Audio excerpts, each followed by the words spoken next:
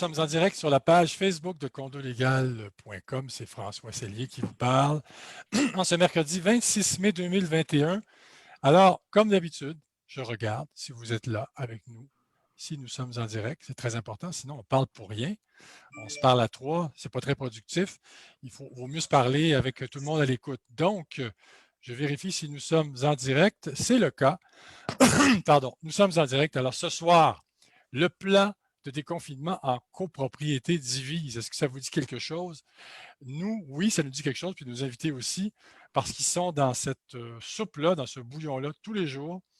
Ils doivent, à partir de dorénavant, comme dirait l'autre, à partir de maintenant, ils doivent planifier des choses pour faire en sorte que ce déconfinement soit aussi graduel que le gouvernement veut qu'il le soit. Alors, le 28 mai prochain, dans 2 jours, le plan de déconfinement du gouvernement prévoit le retrait du couvre-feu. Il y aura réouverture des terrasses extérieures, des restaurants, moyennant quelques restrictions quant au nombre de personnes assises à une même table, puis un nombre de bulles aussi.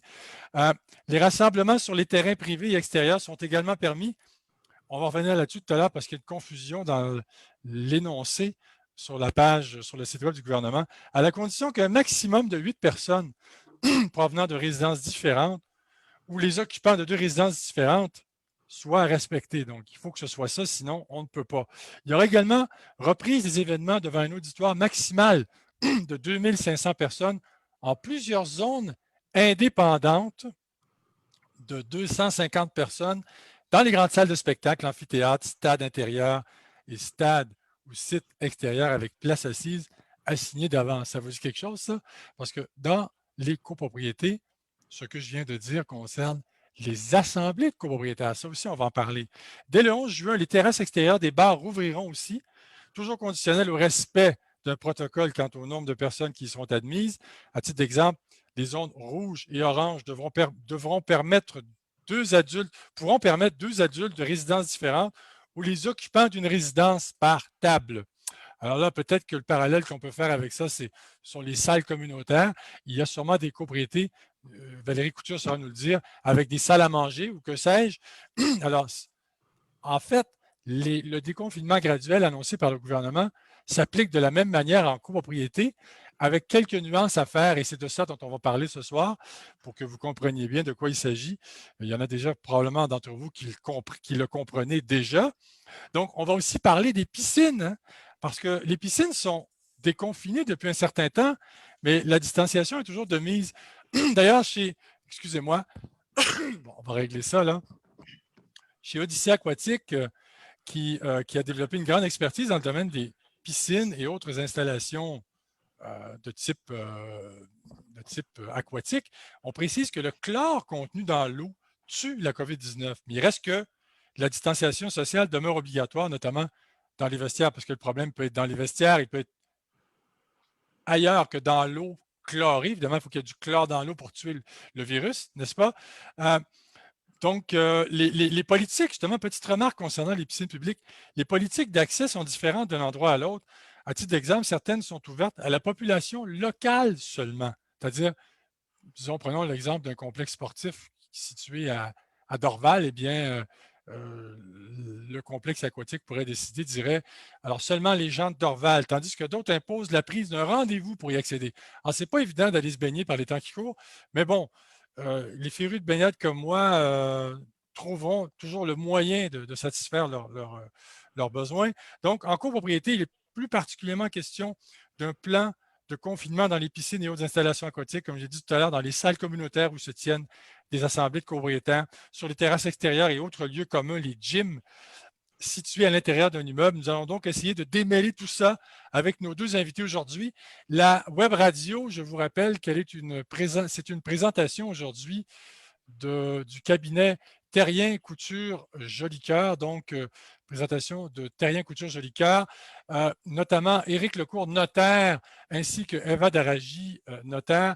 Donc, Terrien Couture Jolicoeur, dans sa section notariat, propose notamment des réécritures de déclarations de copropriété et, comme vous le savez aussi, les notaires instrumentent les ventes de condos.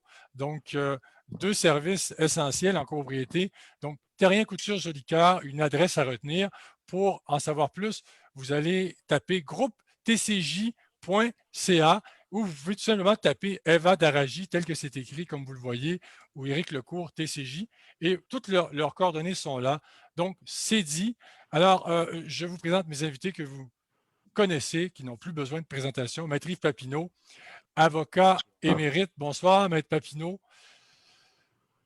Est-ce que vous nous entendez, Maître Papineau? Très bien. OK, très bien. Moi, je ne vous entendais pas. Alors, non, mais ça m'arrive des fois de ne pas parler et d'être tranquille. J'étais inquiet, hein? Vous êtes capable de ne pas parler pendant 5 minutes. Moi, j'ai beaucoup de difficultés à faire non, ça. Non, 3 minutes. 3 minutes, OK, ouais, 3 minutes. OK, je me disais aussi. 2 minutes, Valérie. Valérie Couture. Bonsoir, Valérie, gestionnaire de copropriété, fondatrice de Condo Stratégie. Bonsoir. Bonsoir. Merci d'être là ce soir. Donc, Valérie, lançons le débat, ouvrons le rideau. La pièce commence. Valérie Couture, comment les syndicats que vous gérez ont-ils vécu, dans un premier temps, la COVID-19 pendant 1 an et demi? Bien, c'est sûr que les gens, au début, comment je dirais, au début, ça a été pris très sérieusement parce que les gens étaient très affolés, ne connaissant pas exactement ce qui se passait. À l'été dernier, on a eu un moment de, comment je dirais, de grâce où on a pu avoir un peu plus de qualité de vie. Et je pense que ça a été l'automne dernier où est-ce qu'on a dû resserrer certaines normes qui a été le plus difficile. Là, on arrive dans une période de déconfinement. Vous savez que malgré tous les moyens qu'on peut prendre pour faire comprendre à la collectivité dans une copropriété de faire ou de ne pas faire, il y a toujours des gens qui ne suivent pas la règle, parce qu'il y a des règles à l'année longue qui doivent suivre, puis il y en a qui ne suivent jamais. Donc, pourquoi les suivre moins ou plus en COVID?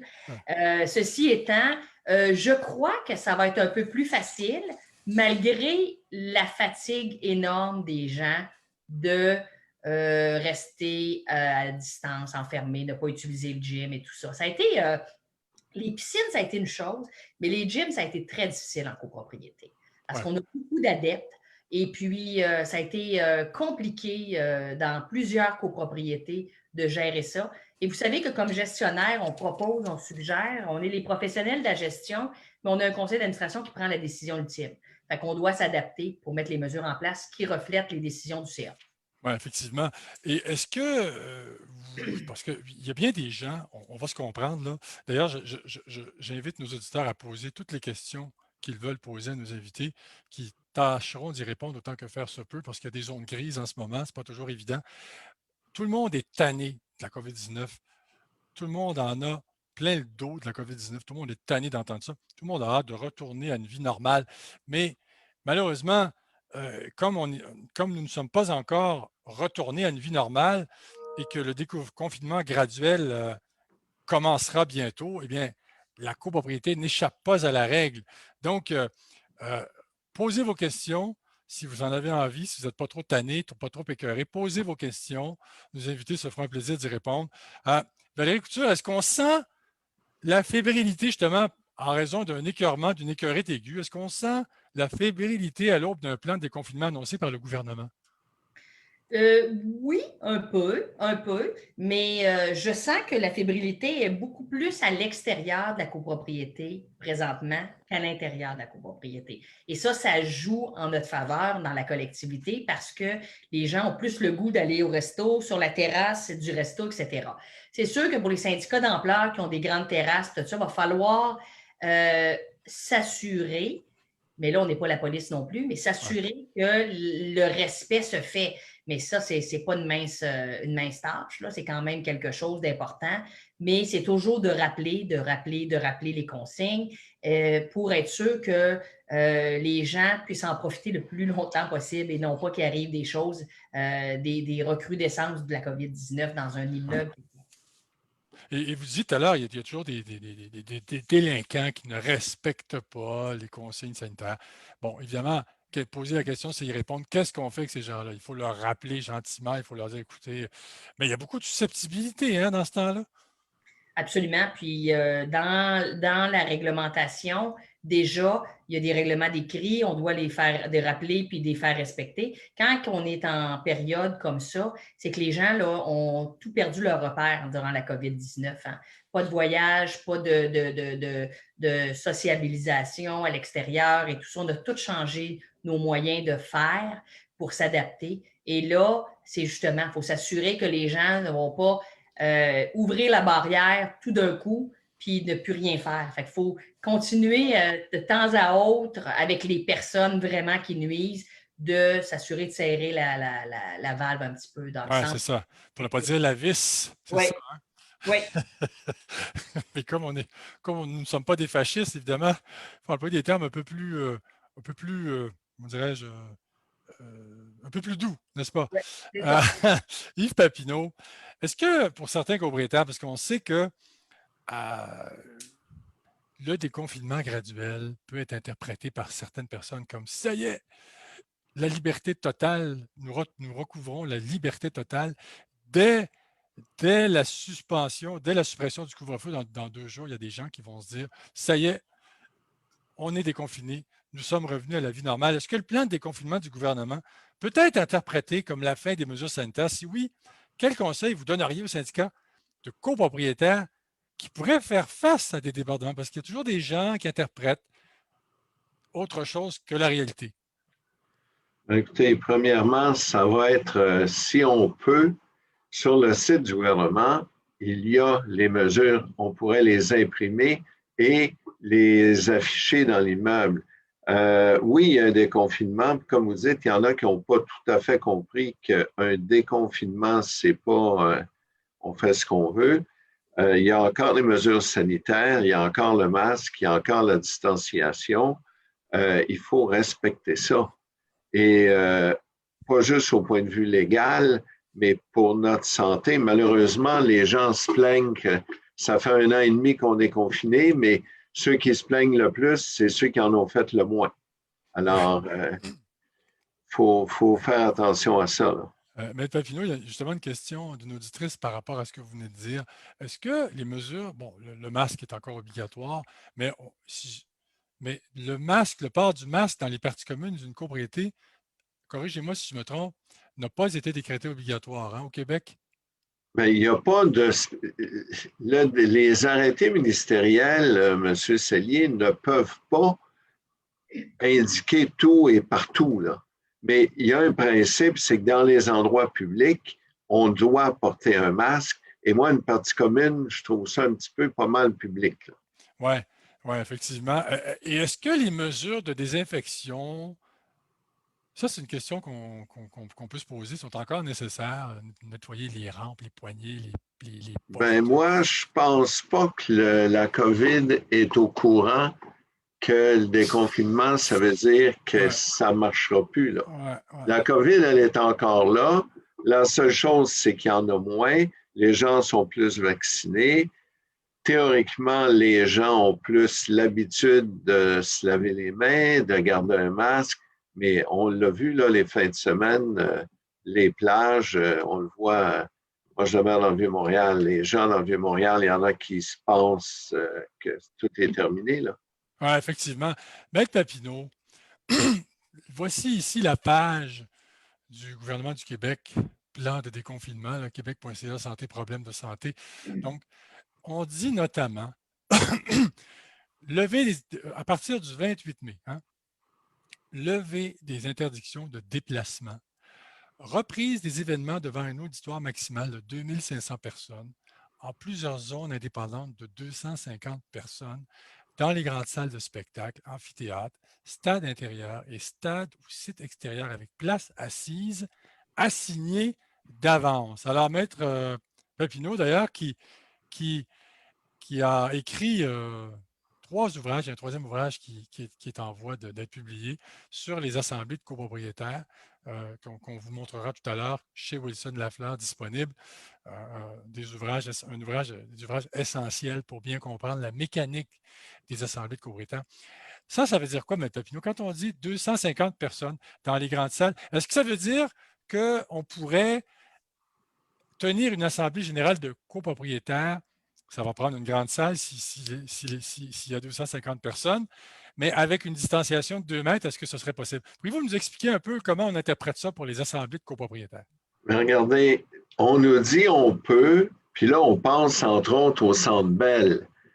Au Centre Bell, qui est une salle qui peut contenir plus de 20 000 personnes, on va avoir la possibilité d'en mettre 2 500 à condition d'avoir des regroupements maximum dans les sections de 250, distanciation 2 mètres. Écoutez, moi, j'ai fait l'an passé une assemblée à l'Hôtel Bonaventure pour 45 copropriétaires. On a loué la salle de bal parce que 2 mètres en avant, 2 mètres chaque côté, 2 mètres en arrière, ça prend de la place. Ouais. Alors, oui, on pourrait tenir des assemblées de copropriétaires, mais l'histoire de faire ça dans la salle en bas de l'édifice, oubliez ça, il n'y a pas d'espace. Le faire dans la bibliothèque municipale au coin de la rue, il n'y aura pas d'espace non plus, à moins que vous soyez 8, là. Il faut considérer que la distanciation de 2 mètres, elle demeure. Alors, puis là, on parle de palier orange, on parle de palier rouge. Vous voyez, rassemblement permis sur les terrains privés, on parle encore de distanciation. Partout, on parle de distanciation, sauf si on dit 2 personnes peuvent aller au restaurant, on n'est pas à 2 mètres, mais on est normalement quand même à une distance raisonnable. Alors, ça va pouvoir tenir, mais il va quand même falloir respecter le minimum qui est prévu. Donc, Maître Papineau, ça veut dire qu'à partir du 28 mai, on pourrait tenir des assemblées de copropriétaires en présentiel. C'est ça que ça veut dire, non? À condition de respecter toutes les dispositions, la réponse, c'est oui. Okay. Valérie Couture, puis ensuite, Maître Papineau, je veux vous entendre là-dessus, vous avez des choses à nous dire, je suis convaincu. Les assemblées de copropriétaires à distance ou hybrides, hein, on sait que la COVID-19 a ouvert la porte toute grande aux assemblées de copropriétaires dites, entre guillemets, virtuelles, à distance ou hybrides, c'est-à-dire certaines personnes sont à distance, d'autres sont en présentiel, en respectant évidemment la distanciation, mais en présentiel, ça peut être au téléphone, chez soi, tout seul. Donc, si tu es tout seul chez toi, il n'y a pas de distanciation à respecter. Valérie Couture, est-ce que la COVID-19 a fait naître une nouvelle façon de faire des assemblées? Et est-ce que vous pensez qu'après la COVID, beaucoup de gens vont vouloir continuer à tenir des assemblées virtuellement? C'est sûr que ça a fait naître quelque chose de nouveau. Il y a des syndicats de copropriété qui avaient peur de ça et après ont été agréablement surpris que ça s'est bien passé, bien déroulé. Aussi, dans des grosses assemblées où est-ce que les gens n'ont pas le droit de parole à n'importe quel moment, c'est important de dire que ça a été, je crois, pour l'avoir entendu de beaucoup de copropriétaires, des assemblées plus agréables. Alors, donc, contrôler un peu ce qui va se dire ou ne pas se dire, puis permettre les bonnes questions, c'est pas à dénigrer. Ça fait que ça nous a amené à connaître un nouveau produit. Là-dessus, moi, comme gestionnaire, mon équipe comme gestionnaire, on a adoré fonctionner comme ça parce que on a sauvé le temps de déplacement. On est dans nos éléments pour rédiger le procès-verbal en même temps, ces choses-là. Donc, une efficacité importante et le fun pour l'équipe de gestion. Puis, moi, je crois que ce sera Maître Papineau de nous le dire, mais ce serait intéressant que ce genre d'assemblée-là puisse se poursuivre pour les gens qui voudraient bien procéder comme ça. C'est sûr qu'il y en a, dépendamment du type de syndicat qu'on a. On a eu des gens où est-ce qu'il y avait des personnes plus âgées qui trouvaient que c'était plus difficile pour se connecter, etc. Mais moi, je pense que à 75 % nos gens ont été très satisfaits. Puis plus ça va aller, plus les gens sont outillés de façon à communiquer avec des moyens technologiques. Donc, plus ça va aller en meilleur, ça va être encore mieux. Je pense aussi aux plus petits syndicats qui sont 12, qui sont 10, qui habituellement faisaient ça dans le salon de quelqu'un. Bien, moi, je pense que c'est beaucoup plus le fun d'être dans chacun notre salon, On peut prendre un verre de vin si on le désire. On assiste à notre assemblée. Ça va bien, tout ça. Moi, je pense que c'est quelque chose de le fun que ça nous a fait découvrir et ça serait intéressant que le gouvernement permette que ça puisse continuer. Papineau, justement, à propos de ça, l'arrêté ministériel qui a permis la tenue d'assemblées de copropriétaires dites virtuelles, entre guillemets, une fois la levée des mesures sanitaires annoncées, il va falloir que le gouvernement permette ces assemblées, parce qu'une fois les levées sanitaires, une fois la levée des mesures sanitaires, à moins d'un nouveau décret qui les permette en permanence, on ne pourra plus tenir d'assemblée de copropriétaires virtuelles. Est-ce que j'ai raison? Oui et non, dans le sens qu'il n'y a rien qui empêche un syndicat d'adopter un règlement pour ses assemblées et de prévoir la tenue d'assemblées virtuelles. D'ailleurs, on le recommande de plus en plus aux syndicats qui tiennent des assemblées, adopter un règlement qui va vous permettre d'avoir des assemblées virtuelles. Et je peux vous dire, Valérie vous disait 75 je pense que la RGCQ, son sondage, c'était 80 ou 85 les gens apprécient qui ont moins de déplacements. Ça dure toujours. À date, j'en ai fait plus d'une centaine. J'en ai pas une qui a duré plus longtemps que les années dernières. Au contraire, on n'attend pas à la porte pour signer le registre de présence. On n'attend pas les gens en retard parce que les gens arrivent à l'heure. Les gens sont plus disciplinés. Les gens ont moins le goût de faire un spectacle. Moi, je vais vous dire, il n'y a aucune raison de ne pas tenir des assemblées virtuelles. Ouais. Vous parliez des gens âgés.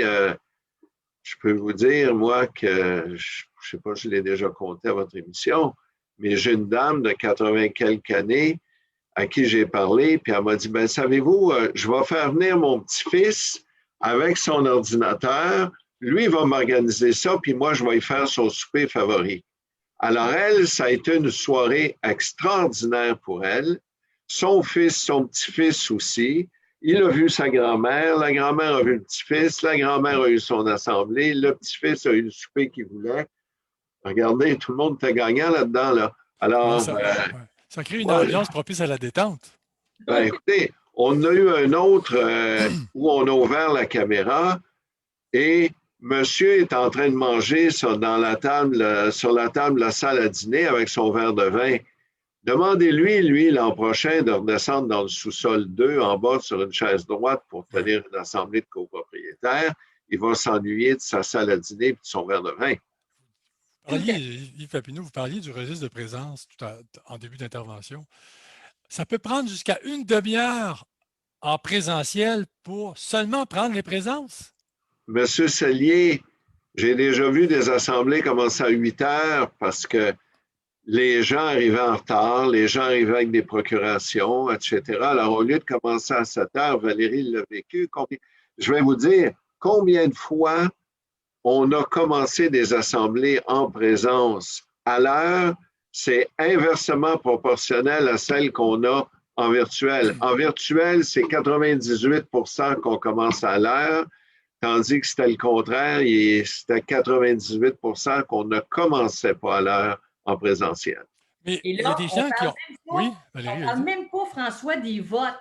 Ouais. Avec les moyens qu'on a eu de faire des votes, 5 minutes, vote terminé, compilé au pourcentage près. Et que ça, hein, Maître Papineau, comment qu'on perd de temps à faire des votes?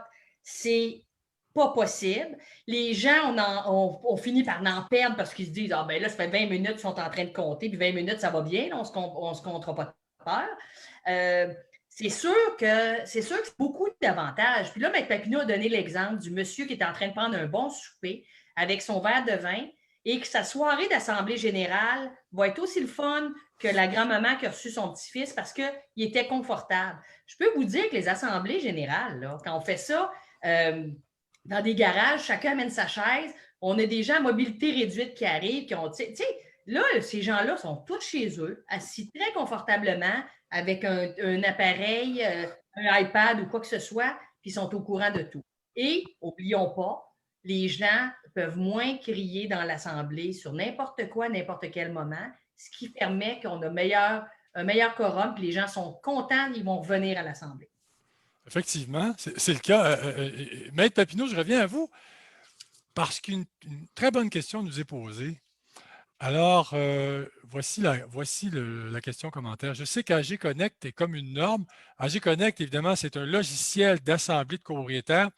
Il en existe d'autres, mais évidemment, pour ne pas le nommer, étant donné qu'il a été nommé, allons-y. AG Connect, qui est un excellent logiciel, soit dit en passant. Et là, je ne fais pas de publicité. Bon, alors, la question est la suivante. Je sais qu'AG Connect est comme une norme. Zoom offre un sondage avec vote secret. Je l'ai testé en assemblée du syndicat d'une ville. Pourquoi ne serait-ce pas acceptable? Regardez, ce que le décret prévoit, c'est que, pas le décret, je m'excuse, l'arrêté ministériel prévoit, c'est qu'on doit avoir une plateforme virtuelle qui permet un vote secret. Effectivement, il y a des logiciels maintenant qui ont développé le vote secret. Mais la beauté, quand vous parlez d'AG Connect, c'est qu'il a été conçu pour des assemblées de copropriétaires et pour des assemblées, pas uniquement de copropriété, mais de syndicats de travailleurs, etc. Et j'ai eu la chance, le plaisir de travailler avec ces gens-là et ils ont adapté la plateforme à nos besoins. Zoom, c'est pas tout à fait ça. Okay? Et Zoom, c'est évidemment moins cher, mais moi, j'ai Connect hier soir, j'ai eu des problèmes avec mon Internet. J'ai appelé le service d'AG Connect, les techniciens m'ont aidé, etc. Alors, il y a un suivi, il y a une plateforme. La semaine dernière, on a une dame qui ne réussissait pas à se connecter. Alors, la dame nous a envoyé ses votes par le clavardage. Le technicien a voté pour elle. Alors, il y a un service qui vient avec AG Connect qui ne vient pas avec Zoom. Alors, effectivement, ça coûte moins cher Zoom. Il y a d'autres plateformes qui coûtent moins cher, mais on n'a pas le service qui est complet. Maître Papineau, une autre question importante, puis ensuite, je reviens à Valérie. Si j'ai bien compris, encore une fois, corrigez-moi si je me trompe, le logiciel d'assemblée officiellement conçu pour tenir des assemblées de copropriétaires offre une garantie au niveau légal que les autres logiciels n'offrent pas, ou je me trompe? Non, vous ne vous trompez pas. C'est que Zoom ordinaire ou Teams ordinaire ne permet pas un vote secret. Ce que les gens font, c'est qu'ils font un vote à main levée ou ils font un vote verbal ou ils envoient un courriel au président de l'Assemblée qui, lui, est obligé de compiler. Et je vais vous dire, si vous avez une assemblée de copropriétaires où le président de l'Assemblée est obligé de compiler 75 votes, vous n'avez pas le résultat trop vite, là. Puis s'il y a des risques d'erreur, tandis qu'avec les plateformes virtuelles qui sont expressément faites pour ça, comme a dit Valérie, 5 minutes, là, c'est parce que tout le monde a pris son temps. Ouais. Autrement, si ce n'est pas avec une plateforme conçue expressément pour tenir des assemblées, il peut y avoir contestation judiciaire d'une assemblée, n'est-ce pas? Ben oui, parce que ceux qui ont tenu leur assemblée sans tenir un vote secret, sans avoir le consentement de tous les copropriétaires de l'immeuble, l'assemblée peut être contestée. Effectivement. Alors, Maître Papineau, une autre question, puis je reviens à Valérie, puis c'est vrai parce que la question vient d'apparaître il y a quelques minutes. Je pense qu'elle est intéressante, puis peut-être que Valérie pourrait y répondre après aussi. Vivant dans un condo de 4 propriétés, dans une copropriété de 4 unités, si j'ai bien compris, et seulement une entrée commune pour 2 propriétés, comment faire entendre raison à quelqu'un qui ne respecte pas en rien les mesures sanitaires? Bien que nous ayons mis les mesures sanitaires à la vue dans l'entrée plutôt étroite, que pouvons-nous faire? Regardez, si des règlements ont été adoptés, on peut imposer des pénalités si le règlement est adopté. Si on a un règlement général qui dit que les directives du Conseil doivent être respectées, il faut trouver quelque chose dans notre déclaration qui permet d'agir. Mais C'est sûr qu'il y a toujours des gens qui, quand même, tu leur expliques, quand même, tu leur montres, quand même, tu fais n'importe quoi, ils ne comprendront jamais. Oui, C'est effectivement. pas juste la COVID qui ne respecte pas, là. Non, mais il faut, pour pouvoir agir, une disposition prévue dans la déclaration de copropriété, que ce soit une clause pénale notamment, Ouais, ou dans le règlement de l'immeuble, là, c'est ça? ouais. Sinon, il est difficile d'agir. Ben, écoutez, on peut toujours prendre une injonction pour forcer le copropriétaire à mettre un masque puis respecter les directives. Mais là, on parle de gros canons Ouais, et de beaucoup de frais pour arriver à une chose. Mais comme vient de dire Valérie, souvent, le copropriétaire qui ne respecte pas ça, il ne respecte rien non plus. effectivement. Alors, comme vous parliez du recours en injonction, on cherche à tuer une mouche avec un bazooka, comme dirait l'autre. C'est peut-être pas ce qui est le plus approprié. Et dans le cas qui intéresse 4 unités, on n'a clairement pas les moyens de s'en aller dans une injonction pour faire ça. Effectivement. Et Là, on s'embarque dans toute une histoire, c'est ça, effectivement. exactement. Ça fait. Ouais, Regardez, on n'a pas les moyens. Ben, Si la déclaration prévoit que le copropriétaire qui ne respecte pas les règlements est tenu au paiement des honoraires extrajudiciaires de l'avocat du syndicat, ça va coûter zéro au syndicat et ses copropriétaires. C'est le copropriétaire en défaut qui va payer les frais. Alors, encore là, il faut que la déclaration soit bien rédigée et bien adaptée. effectivement. Puis là, bon point, Maître Papineau. Bon point. puis si la déclaration n'est pas à jour, il faudrait songer à en réécrire une partie ou la totalité, n'est-ce pas? Effectivement, il faudrait la modifier. Et souvent, le coût, évidemment, il y a des coûts à ça parce qu'il va falloir notarier la modification, mais il reste que le coût de ça et la possibilité d'imposer des pénalités et des frais aux copropriétaires en défaut les aide à réfléchir un peu, puis leur explique qu'ils devraient respecter la déclaration un peu Oui, plus. effectivement. Valérie Couture, en tant que gestionnaire de copropriété, là, vous allez éclairer les lanternes de nos auditeurs, là. Et ça va leur donner des idées probablement, parce qu'en tant que gestionnaire de copropriété organisé, qui planifie, qui est proactif, j'imagine que vous avez prévu ou vous pensez actuellement à un plan de déconfinement dans les copropriétés que vous gérez? Ben, en fait, oui, puis c'est de poursuivre ce qui avait déjà été établi parce qu'en fait, plusieurs gyms avaient des mesures où est-ce qu'il y avait une cellule qui pouvait aller au gym avec des mesures de nettoyage par la suite, etc., des plages horaires, donc réservation et tout ça. Ce qu'on va faire, c'est de poursuivre ça et c'est de s'assurer le plus possible comme gestionnaire que les gens sont sensibilisés à respecter ça.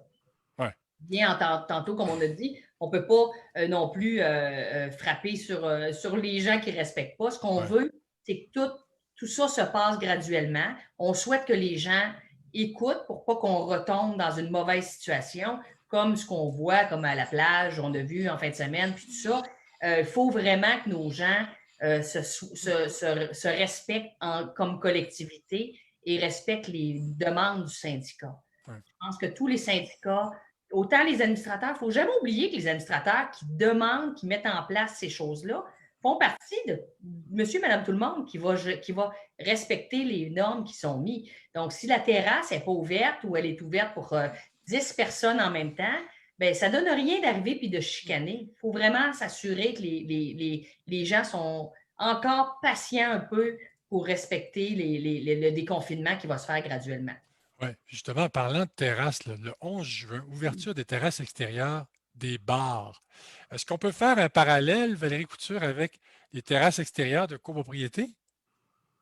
Ben, on peut faire un parallèle, mais c'est pas c'est pas la même chose parce que en copropriété, ça ne sera pas des gens de l'extérieur. Ouais, Ce qui va être établi, c'est que c'est des gens résidents ouais, pour ne pas, tandis que dans les bars, c'est 2 personnes de différents foyers pour les autres tables, etc.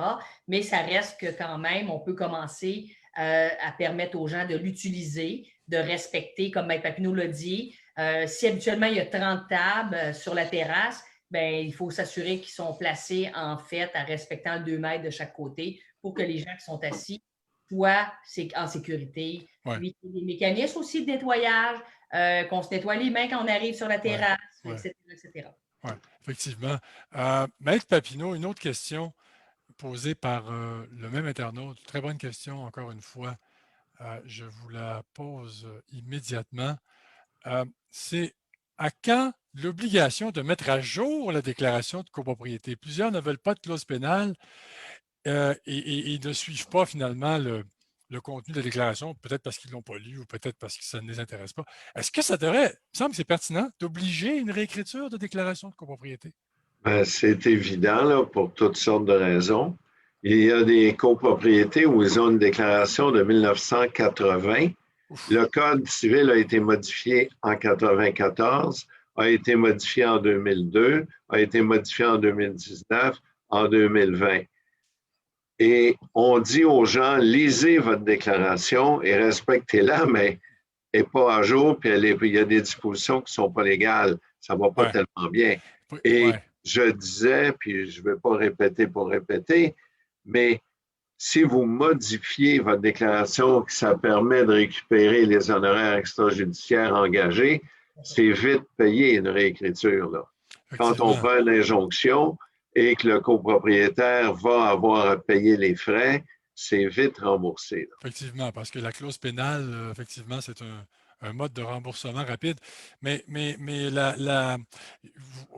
les juristes le disent, une déclaration de copropriété désuète peut causer de graves problèmes à un syndicat de copropriétaires sur le plan légal. Par exemple, M. Papineau.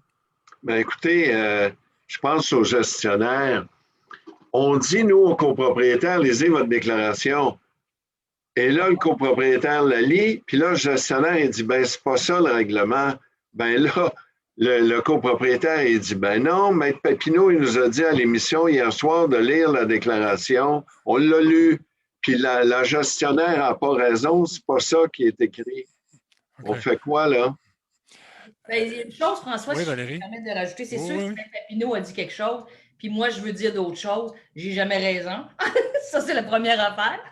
Mais c'est vrai qu'on dit aux gens, vous êtes tenus, quand vous avez passé chez le notaire, d'avoir lu votre déclaration.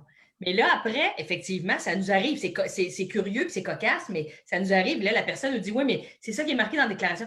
Oui, mais c'est plus bon parce que le code a changé puis le code a préséance. Mais oui, mais comment je fais, moi, comme citoyen dans une copropriété Ouais. qui n'est pas très connaissant puis qui veut bien faire, je prends quelque chose qui n'est pas bon.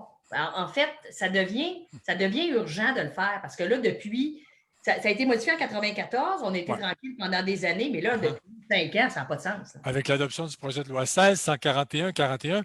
Et d'ailleurs, je le dis parce que vous en parlez, si une disposition se trouve dans le Code civil du Québec et se trouve dans la déclaration de copropriété, mais diffère de celle du Code civil, c'est le Code civil qui a préséance, n'est-ce pas, M. Papineau? Normalement, oui. Il peut y avoir certaines exceptions pour les articles du Code civil qui ne sont pas impératifs d'ordre public obligatoire, mais normalement, c'est le Code civil qui prévaut.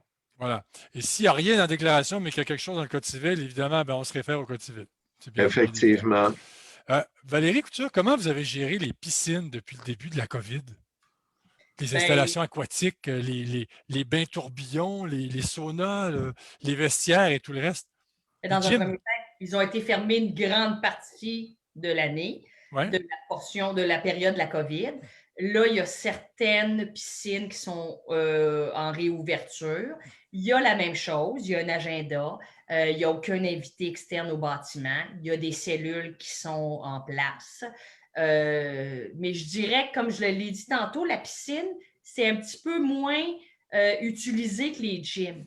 Et c'est beaucoup dans les gyms.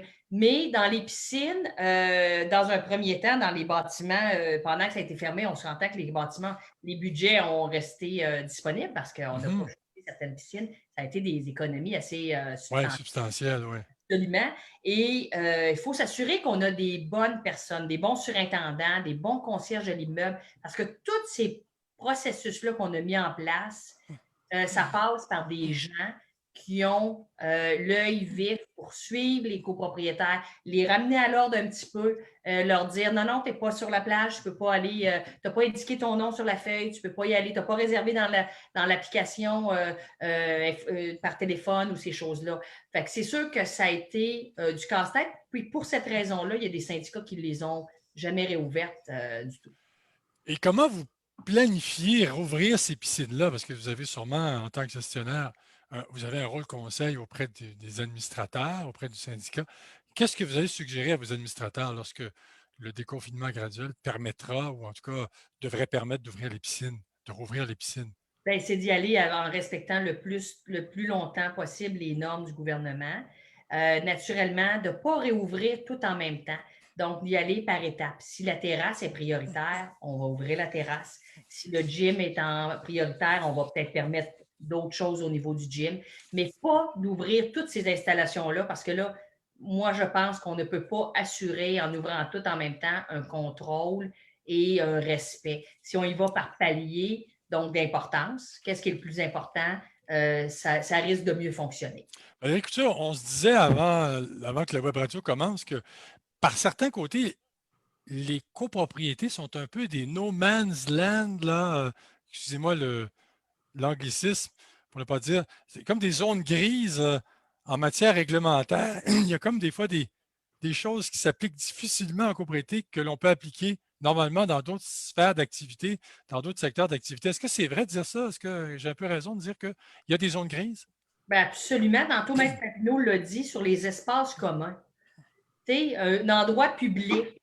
Il a dit, bien, pour moi, un corridor, c'est public. Oui, c'est public, mais c'est dans un endroit privé. Fait que là, on a eu beaucoup de discussions avec des conseils d'administration d'obliger le masque, pas l'obliger, les ascenseurs, respecter, ne pas respecter. Vous savez, dans un bâtiment de grande hauteur, quand on a 2 ascenseurs, il y en a une qui est défectueuse, je peux vous dire que ces journées-là, la patience des gens puis le masque n'était pas de 2 dans l'ascenseur, ça montait à 3 puis à 4, puis là, les plaintes parce qu'il y en a une qui a eu peur, tout ça. Fait que, tu sais, il n'y a rien de. Il n'y a pas toujours des choses de claires. Au début, est-ce qu'on implante, on met dessus qui va nettoyer combien de fois, etc. Est-ce qu'on met des lingettes dans le gym? Est-ce qu'on n'en met pas? Est-ce qu'on les fournit? Est-ce qu'on fournit n'importe quoi qu'il faut toujours penser quand c'est pas clair et écrit noir sur blanc. Parce que vous savez qu'un copropriétaire, il dit c'est pas ça qui est écrit. Tu ne peux pas demander ça. Oui, c'est ça. Puis le propriétaire a tendance à dire, c'est chez moi ici, hein? Il n'y a personne qui va décider C'est chez ça. moi ce que je vais faire, c'est chez moi. Valérie Couture, puis ensuite, Maître Papineau, je vais vous entendre là-dessus. On dit que le déconfinement graduel annoncé par le gouvernement pourrait être plus difficile à respecter dans les grandes copropriétés. Pourquoi? Bien, c'est sûr que dans les grandes copropriétés, il y a plus de lieux. On revient avec toujours les mêmes composantes, gym, salle commune. Je peux-tu faire une fête? Mon enfant, c'est déconfiné, on va être 8. Là, il faut gérer tout ça. Tandis que dans les petites copropriétés, tout ça n'existe pas. On gère à l'occasion un corridor, peut-être un garage, mais quand on parle des petites copropriétés, ça ne s'applique pas beaucoup. Ils peuvent vivre des situations avec des gens qui sont pas respectueux, mais c'est dans les grosses que ça se passe, le déconfinement. Parce qu'en fait, il y a des villes. Quand on a 300 unités, 250 unités, c'est une ville en soi. Oui, c'est comme un gros paquebot, là. Hein? Ça tourne difficilement à gauche et à droite, cette affaire-là. Hein? Exact. Maître Papineau, vous en pensez quoi? Moi, M. Sellier, j'ai un petit peu de difficulté. On parle de déconfinement, mais on oublie une chose. La COVID, elle est encore là. Elle est moins présente au Québec qu'elle l'a déjà été, mais elle l'est plus ailleurs dans le monde. La vaccination fait que c'est plus facile. Mais là, il ne faut pas que les gens pensent que le déconfinement, ça veut dire qu'on n'a plus besoin de mesures de protection. Il ne faut pas que les gens pensent que le gym, on va rouvrir ça, puis ça va être comme avant. Tout le monde y va quand il veut, comme il veut. Il faut désinfecter. Les poignées de porte, il va quand même falloir le faire. On a vu hier ou avant-hier, un gym à Québec a contaminé environ 700 personnes. Le fameux gym là, dont on parle depuis longtemps. Là, ouais. Alors, moi, je suis administrateur d'un syndicat et je n'ai pas pris de mesure. Et je me ramasse que la moitié des copropriétaires dans l'immeuble ont attrapé la COVID.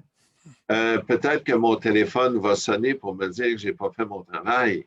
Ouais. Je dois, comme administrateur, puis vous le répétez souvent, M. Sellier, agir avec prudence et diligence.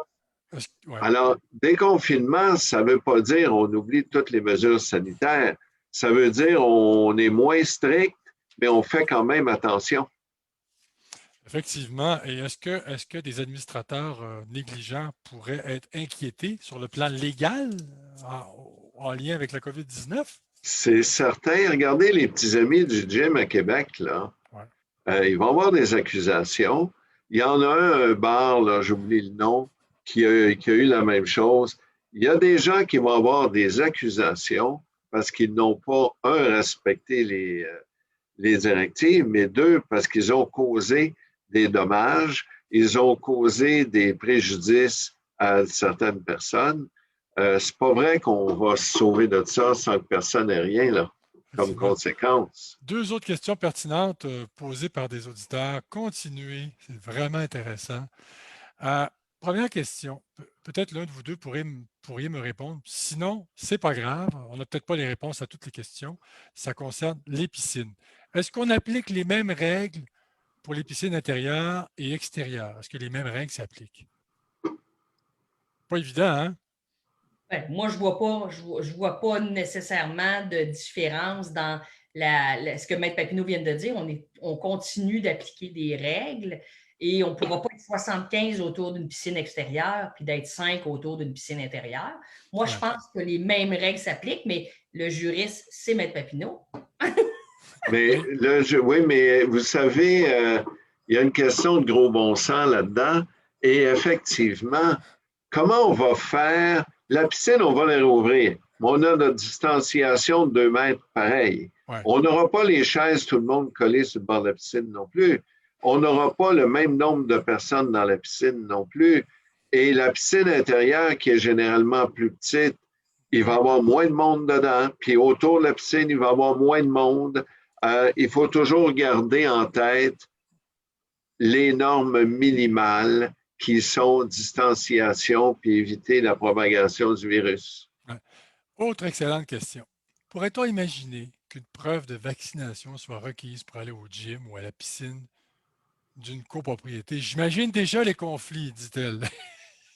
Qu'est-ce que Bien, vous en vous dites? savez, il y a des avocats qui ont répondu à ces questions-là en disant notamment qu'un employeur peut exiger que ses employés soient vaccinés pour éviter les conséquences. Alors, est-ce que ça va aller jusqu'au fait de rentrer dans le gym de chez vous? Moi, je pense que la vaccination, c'est une mesure de protection.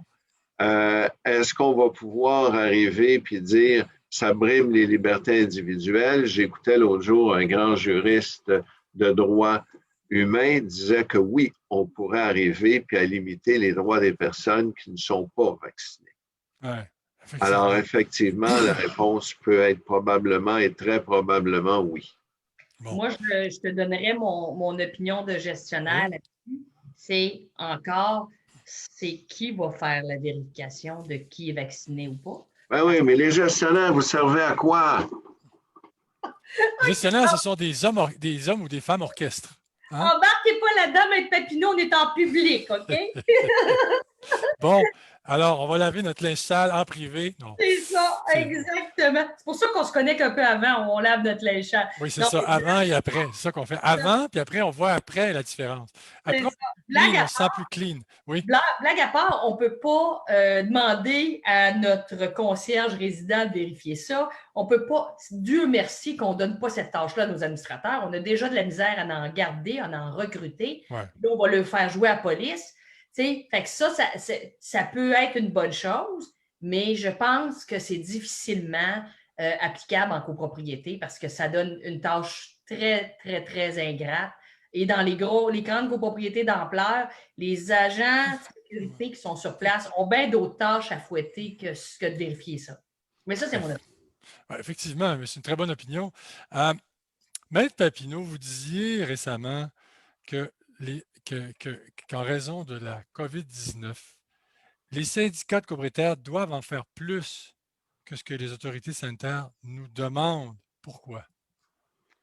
Ben écoutez, moi, je comprends que sur la rue, là, on ne peut pas contrôler tout le monde.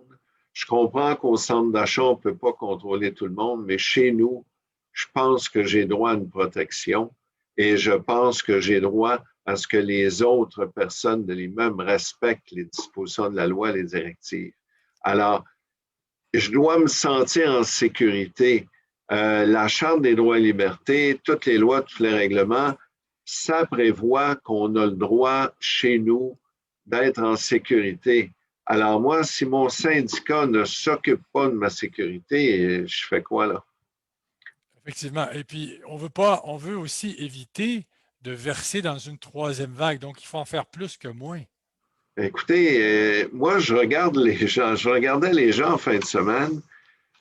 Il y en a beaucoup qui ont l'impression que c'est fini, que la COVID, c'est disparu, que ça ne reviendra jamais. Je vais vous dire, si ça continue comme ça, là, ça se peut. Puis généralement, ceux qui n'ont pas compris le problème de la COVID, ils n'ont pas compris la solution du vaccin non plus, puis ils n'ont pas compris la propagation. Alors, pensez pas que c'est fini, M. Sellier. Je ne veux pas être pessimiste, là, mais c'est pas vrai que c'est fini, là. Non, c'est pas terminé. C'est loin de terminer. La COVID-19 n'a pas dit son dernier mot. Valérie Couture, vous en dites quoi? Ben, moi, je pense qu'on a le même son de cloche, M. Papineau et moi. Il faut continuer d'être très prudent. Il faut ne pas. C'est quand on commence à lâcher les mesures que c'est là qu'on va se faire rattraper par des cas et des choses comme ça qu'on ne veut pas avoir dans nos copropriétés. Oui, c'est ça, hein? Mais est-ce que tous les propriétaires comprennent ça? C'est ça qu'il faut se poser comme question. Est-ce que dans une copropriété de 250 portes, par exemple, mais il y en aura toujours un qui ne comprenait rien avant et ne comprendra pas plus là. là. Pas plus maintenant. C'est ça qui se passe, hein? Je vais revenir aux assemblées virtuelles. Si vous avez des questions, mesdames, messieurs, posez-les. On a encore 9 minutes. Il y a encore de la place pour répondre à des questions. Je vous invite à poser vos questions. Je vais revenir aux assemblées hybrides, les assemblées à distance, assemblées de copropriétaires à distance ou hybrides. On dit qu'il y a des gens qui s'ennuient du présentiel et qu'une fois la COVID-19 derrière nous, si ça arrive un jour, il y en a plusieurs qui vont retourner en présentiel. Êtes-vous de cet avis-là? Ben, écoutez, monsieur, j'en ai une hier qui dit, j'ai hâte, j'espère que l'an prochain, on va pouvoir se rencontrer. Une dame charmante, là, mais elle aime ça, le social, elle aime ça voir ses voisins, elle s'ennuie chez elle. Ben oui, il y en a comme ça. Mais moi, j'ai pas besoin, je les aime bien, mes voisins, là, puis ils sont extraordinaires, mais j'ai pas besoin de les voir, là. Alors, moi, une assemblée virtuelle qui va durer 1 heure de moins, une fois par année, c'est beaucoup mieux que d'aller. Mais ça dépend. Si on veut faire un party, ben là, on fait une assemblée en présence, puis on sert du café au début avec des beignes, puis on a de la jasette, puis on finit après ça avec un autre café à la fin. Mais là, c'est pas une assemblée, ça, c'est du social. Oui, c'est du social. Les beignes, le café, là, on s'éloigne de l'Assemblée. Remarquez, les deux peuvent aller ensemble, l'un peut aller avec l'autre aussi. Valérie Couture, moi, oui? je pense que ce que Maître Papineau vient de dire, c'est important, c'est que rien n'empêche un syndicat de faire, quand ce sera possible, des choses, des activités sociales, mais on a eu un taux de participation dans les assemblées virtuelles, dans la grande majorité des syndicats, plus élevé que toutes les assemblées en présentiel qu'on a pu faire dans les années précédentes. Donc, des gens qui ne se présentaient pas en assemblée pour plusieurs raisons que j'ai nommées. Parce que ce n'est pas agréable, parce qu'il y a toujours les mêmes personnes qui se mettent à crier ou à essayer d'intervenir de façon indélicate. Deuxième chose, les gens ne sont pas confortables parce qu'on l'a dit tantôt, peuvent être assis par terre dans le salon de quelqu'un parce qu'il manque de chaise, dans le garage sur une petite chaise droite, etc., etc. Et les gens ont trouvé qu'ils ont reçu toute l'information nécessaire, ont pu poser des questions autant verbales que dans les chats, parce que des applications d'assemblée, il y a des chats. Donc, tous ces moyens-là ont permis, je crois, de correspondre et de rendre des assemblées plus attrayantes. Puis ça, c'est important parce que quand on n'a pas de quorum, c'est une chose qu'il faut la reprendre, mais ça veut dire que nos gens ne sont vraiment pas intéressés à en savoir plus sur la gestion de leur actif immobilier. C'est gros comme information qui transparaît. Ouais. Et est-ce que, selon vous, j'aimerais vous entendre là-dessus, la COVID-19 a radicalement transformé la vie en copropriété divise au Québec? Si oui, à quel niveau? Ben, moi, je pense au niveau des assemblées, ça a été la plus grosse transformation parce que le reste, on le vivait partout, mais c'est jamais on aurait pensé, ben, peut-être que je n'avais pas le temps de penser, mais on n'aurait jamais pensé qu'on ferait des assemblées en virtuel comme ça. Malgré que des web radios, on n'était pas habitués à ça, je crois que ça a apporté ce gros morceau-là qui est quand même très positif. M. Papineau, vous en dites quoi? C'est sûr que ça change des choses. Moi, je pense qu'on parle d'assemblée virtuelle. C'est certain que ça a apporté une autre dynamique. Les gens, comme disait Valérie, pouvaient, avec le clavardage, ou poser leurs questions sans être obligés d'aller au micro, sans être obligés d'aller à l'avant de la salle. Ils pouvaient par contre demander qu'on ouvre leur micro, ouvre leur caméra. Ça donnait plus de latitude aux gens. Ceux qui ont manqué de social, ben, écoutez, comme dit Valérie, ils se font un petit party d'hot dog ou souper spaghetti ou barbecue. Mais je pense que le caractère, faut pas dire qu'une assemblée peut pas être festive ou sociale, mais c'est pas le but de la soirée, là. Le but de la soirée, c'est de répondre à des questions, de donner de l'information et que les gens qui participent soient heureux d'y avoir participé. Dernière question avant qu'on termine l'émission, la web radio. Je saute du coq à l'âne, je reviens à la dénonciation parce qu'on sait qu'en communauté, il y a des gens qui n'osent pas dénoncer leurs voisins, qui n'osent pas dire hey, lui a fait ça, puis ça peut risquer de contaminer l'immeuble. Comment on peut porter plainte ou déposer une plainte à son syndicat sans que les personnes visées démasquent les plaignants? Bien, ça, c'est dans n'importe quoi, François. Comme gestionnaire, nous, ce qui est intéressant quand on est gestionnaire externe, c'est que c'est le gestionnaire qui écrit, qui fait le suivi avec le copropriétaire, qui a eu un reproche. Et on ne dit jamais nos sources. Naturellement, si on dit qu'il se plaint du bruit en haut, c'est difficile de cacher l'occupant d'en haut. Faut, faut vraiment. Je n'ai pas ces trucs-là encore, là, mais de dire qu'il y a eu de la visite, on a eu tellement de dénonciations comme ça. J'ai appelé, il y a des visiteurs qui sont rentrés à telle adresse, etc. Mais l'idéal, c'est d'essayer de jamais dévoiler la source, mais il y a des fois qu'on n'a pas le choix. Là. Je veux dire, quand quelqu'un est arrivé dans l'ascenseur avec sa famille, ben, c'est difficile de ne pas dire s'il a reconnu la personne qui était dans l'ascenseur, qui l'a dénoncé. Tu sais. Effectivement. Maître Ben, Papineau, la dernière question. Oui, Maître aussi, Papineau, M. allez-y. Sellier, moi, là, j'ai pas le choix. Si les gens se plaignent et ils veulent qu'on aille à la cour, j'ai besoin de témoins. Il va falloir qu'ils viennent, qu'ils témoignent puis qu'ils se dévoilent. Effectivement. Donc, à ce moment-là, si on dénonce, ben, il faut vivre avec les conséquences possibles. Hein? Sinon, on vit avec les conséquences de ne pas avoir dénoncé. Oui, de n'avoir rien. Effectivement, vous avez raison. Dernière question, je vous la pose, Maître Papineau, de la part d'une auditrice. Dans une copropriété, disons, de 8 unités, 6 occupants sur les 8 ont été vaccinés, ont reçu 2 doses, donc fin juillet 2021. Est-ce que les administrateurs bénévoles devront encore continuer de désinfecter les poignées de porte une fois par jour, les mains courantes des escaliers, etc., et j'en passe? Et même si 2 des 8 n'ont pas été vaccinés, est-ce que c'est encore, j'imagine, une règle du gros bon sens? Tant que la COVID n'est pas derrière nous, on continue de désinfecter, c'est ça? Moi, j'ai pas entendu, mais là, je passe pas mon temps à écouter les nouvelles, là. Moi, j'ai pas entendu qu'une fois vacciné, il n'y aura plus de COVID nulle part, C'est là. ça, oui, effectivement. La journée que tout le monde sera vacciné ou la majorité des gens seront vaccinés puis qu'on continuera de faire attention, ça ira beaucoup mieux. Mais il faut pas laisser la situation. C'est un peu comme le VIH. Quand les chercheurs ont trouvé la trithérapie, on a pensé que le VIH, on pouvait le guérir, alors que ce n'est pas tout à fait ça. C'est ça. Hein?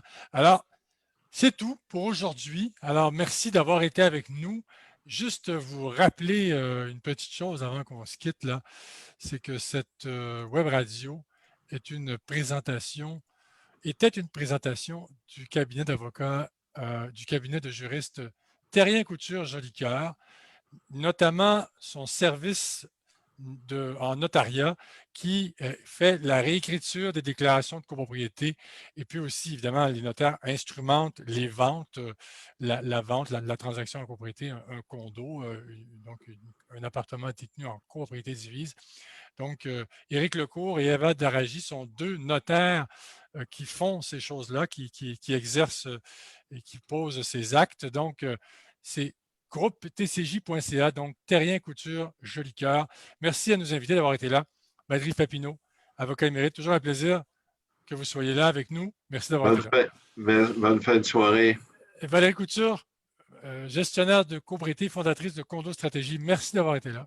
Merci, toujours un plaisir. On se revoit la semaine prochaine. Alors, merci beaucoup. À bientôt. Au revoir. Bonne fin de soirée.